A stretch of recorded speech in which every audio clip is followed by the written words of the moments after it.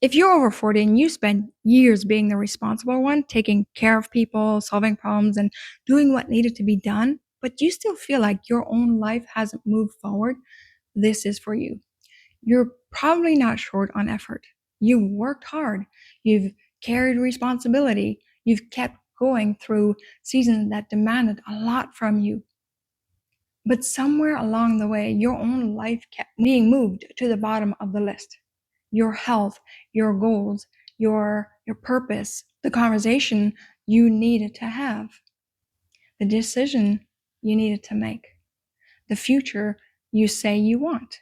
Not because those things don't matter to you, but because everything else keeps arriving first. And eventually, you reach a point where you have to ask, when does my life get some of me? In this video, I'm going to help you understand why your own goals may keep getting postponed. We'll look at the role you've been living from, the amount you've been carrying, and the uncomfortable action you may be avoiding. Then I'll give you a simple way to begin moving again without overhauling your entire life, because your future cannot keep living off the scraps of your day. And if you were 40 and you reach the end of the day wondering where your time went, here's something you may not have noticed. Your day usually doesn't get taken all at once. It gets taken in small pieces. A message you feel you should answer, a problem that needs your attention, a request you didn't expect, a responsibility that apparently can't wait. And before you've made one intentional choice for yourself, your attention is already gone. Not because you decided to give it away, but because everything else arrived first. So when you finally get space to think about your own life, you're not beginning with energy. You're beginning with depletion. And the work that could move your life forward doesn't get your clear thinking. It gets whatever remains after everyone and everything else has already had access to you. Over time, that becomes normal. Your priorities are always placed after someone else's urgency, and then you blame yourself for not following through. There were years when this was how I lived. I was constantly doing something, taking care of children, trying to keep things from falling apart. Someone else's last minute need would somehow become my emergency. My days were always full, but the things that mattered to my future kept being moved to another day. And for a long time, I couldn't understand why I felt so behind. I wasn't doing nothing. I was working incredibly hard. I was keeping life moving. So why wasn't my life moving? That was the question. And the answer was very uncomfortable. My days were not built around what mattered most. They were built around reacting to messages, reacting to pressure, reacting to problems that weren't even mine, reacting to guilt, reacting to what other people expected, reacting to whatever felt loudest in that moment.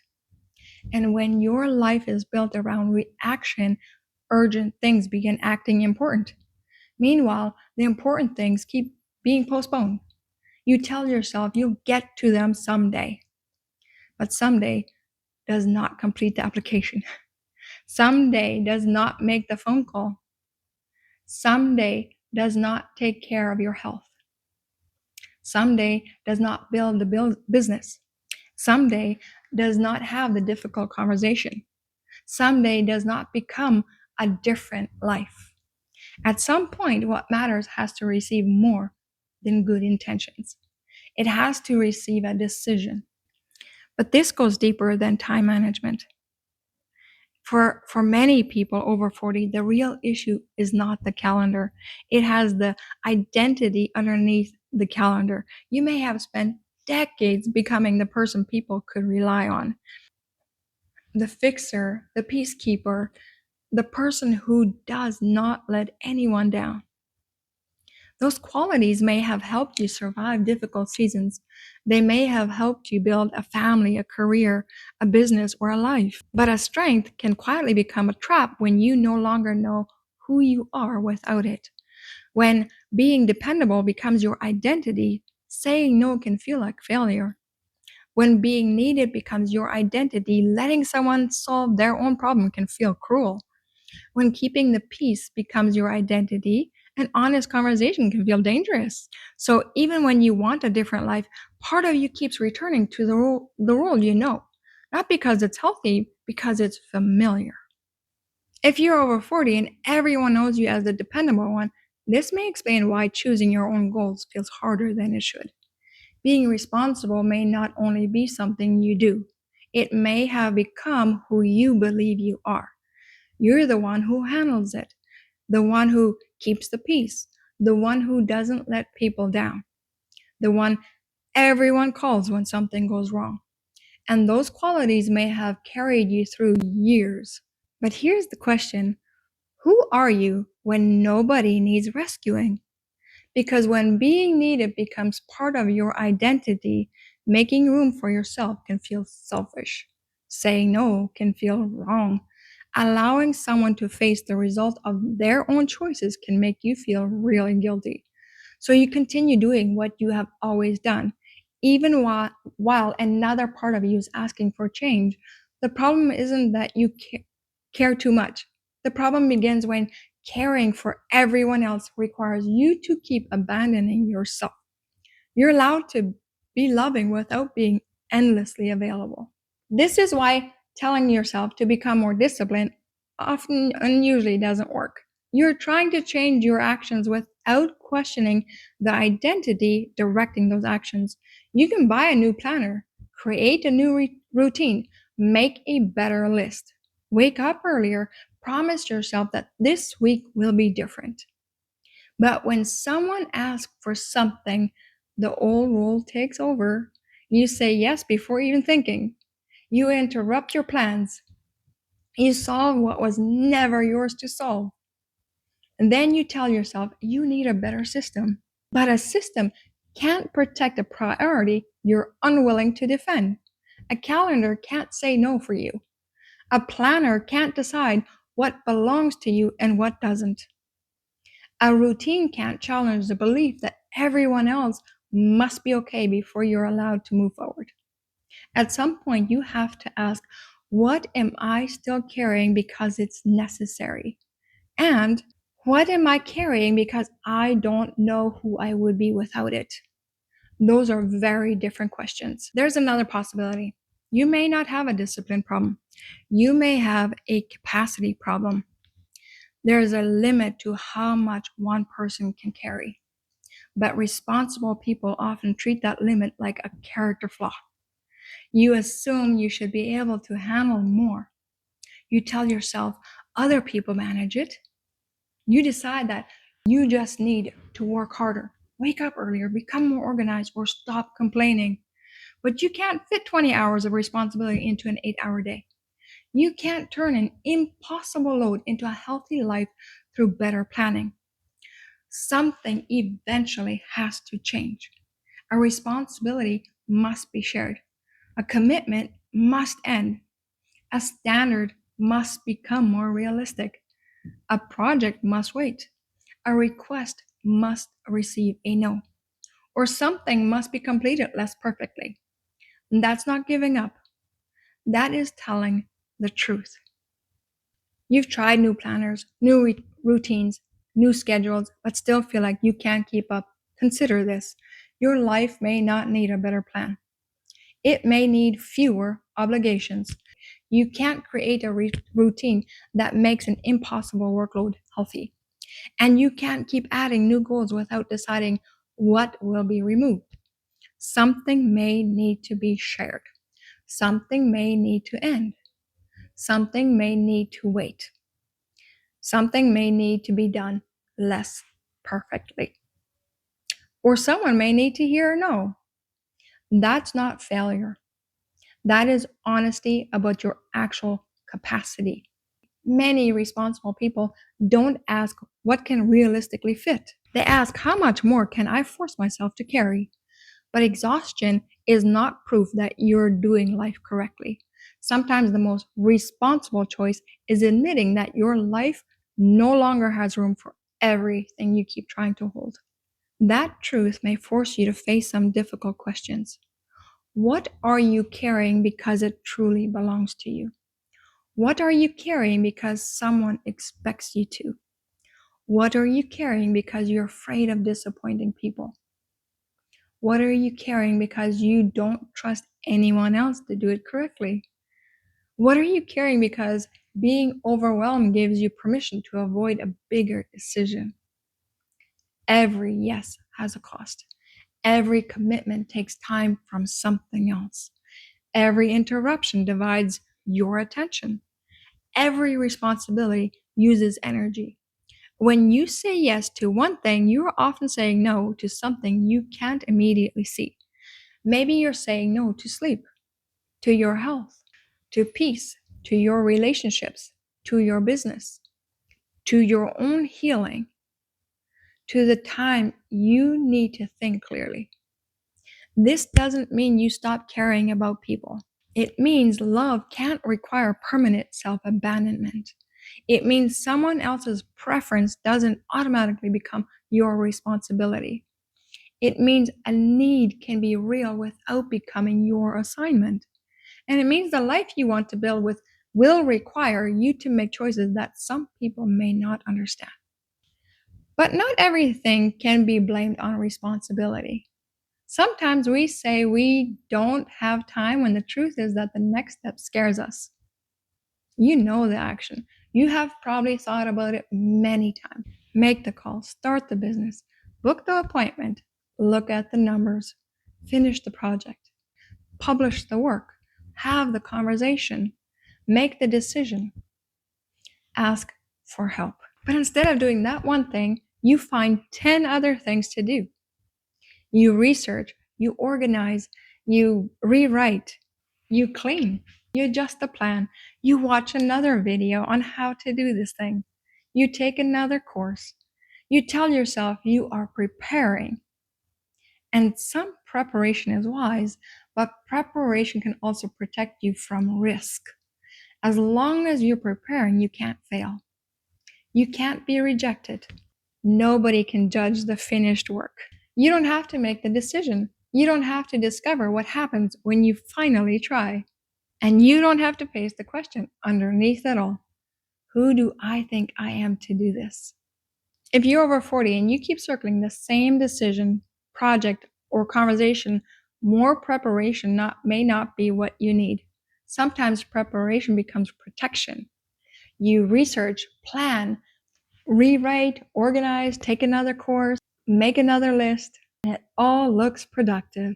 But you still haven't taken the action that could change something because the real action carries risk. You could fail, you could be rejected. Someone could disagree with you. People could see what you created and might not be perfect. Or you might discover that you are capable of more than the identity you've been living from. Preparation is valuable when it leads somewhere. But when it keeps you safely circling the same decision, it becomes a hiding place. Ask yourself, what becomes possible if I take the step? Then ask, what am I afraid I will have to face if I do? You may not need more information. You may need enough courage to move with the information you already have. That doesn't mean you make careless decisions. It means you stop demanding complete certainty before taking a responsible step. You don't need to see the whole path. You need to see the next piece. And this is where many people overwhelm themselves. They think, I need to get my whole life together. I need to build the entire business. I need to fix all my finances. I need to repair every relationship. I need to become healthy. I need to organize the whole house. Your mind doesn't know what to do with a command like fix everything. So it freezes or it finds something easier. Make the next step smaller, not meaningless, smaller. Instead of, I need to get my life together, ask what is one area that needs my attention this week? Instead of, I need to build my business, ask what is one post, one email, offer, or conversation I can complete. Instead of, I need to fix my finances, ask what is one number, account, bill, or decision I need to look at. Instead of, I need to become healthy, ask what is one appointment, meal, walk, or bedtime decision I can make. Instead of, I need to organize my whole house, ask what is one drawer or one shelf or surface I can finish. Small isn't weak. Small gives courage somewhere to land. It takes a distant future and turns it into an action you can complete today. This is the point where your life begins to change. Not when you create the perfect plan, not when you feel completely ready, not when everyone supports your decision, not when you finally have unlimited time and energy. Change begins when you choose one honest promise and keep it. One call, one conversation, 1 hour, one boundary, one completed task, one decision you stop postponing. Because every completed action sends a message back to you. I can choose. I can act. I can finish what I started. I can trust myself with the next step. This is how self-trust is built. Not through big declarations, through evidence. There's one more pattern that keeps people from moving forward. They treat interruptions like failure. You miss one day and decide the routine didn't work. You get pulled off course and decide the whole week is ruined. You complete part of the task but dismiss it because it was not perfect. You fall behind and create an entirely new plan. Again, and again, and again. But constantly starting over can keep you from learning one of the most important skills: returning. A strong life is not built by never getting interrupted. Real life will interrupt you. People get sick, plans change, energy rises and falls. Unexpected things happen. The question isn't whether you will ever get pulled away. The question is whether you know how to come back without turning one difficult day into a judgment about who you are. If you keep making new plans because you missed a day or fell behind, you may not need another fresh start. You may need to learn how to return. Return to the task, return to the promise, return to the next step. One missed day doesn't erase what you already completed. One interruption doesn't ruin an entire week. And one imperfect effort doesn't mean you have failed. Consistency isn't staying perfectly on track. Consistency is knowing how to come back without using shame to force yourself there. Instead of saying, I'm so far behind, say, I'm beginning from here. Not from where you wish you were, not from where someone else is, not from where you think you should be, from here. Then ask, what's the next honest action? Every time you come back, you give yourself new evidence. I can begin. I can return. I can finish what I started. I can trust myself again. Shame is a terrible guide. It doesn't make you more consistent. It makes you hide. It makes unfinished work feel like proof that something is wrong with you. It makes the distance between where you are and where you want to be feel even larger. So stop turning a delay into an identity. You're not the unfinished project. You're the person who can choose what happens next. I'm beginning from here. That sentence brings you back into the present, not to punish yourself, not to prove your worth, but to make one choice that matches the person you're becoming. This week, don't try to rebuild your entire life. Choose one area. Then ask yourself these 5 questions. Number 1, what matters enough to receive something from me this week? Not eventually, this week. What would genuinely move your life forward? Number 2, what would completion look like? Make it clear. Work on my business is unclear. Write and publish one post is clear. Take care of my finances is unclear. Open the account and write down the actual numbers is clear. Number 3, when will I do it? Give it a real time, a real day, a realistic amount of time. Don't leave it waiting for the perfect mood. Number 4, what must change to make room for it? What needs to be declined, delayed, or shared, reduced, done less perfectly, or removed altogether? Number 5, how will I return if life interrupts me? Decide before it happens. Don't create a new plan. Don't wait for Monday. Return during the next reasonable opportunity. That is how you build something that can survive real life. So here's what I want you to notice this week. Where is your attention being taken before you make an intentional choice? Which role are you afraid to stop playing?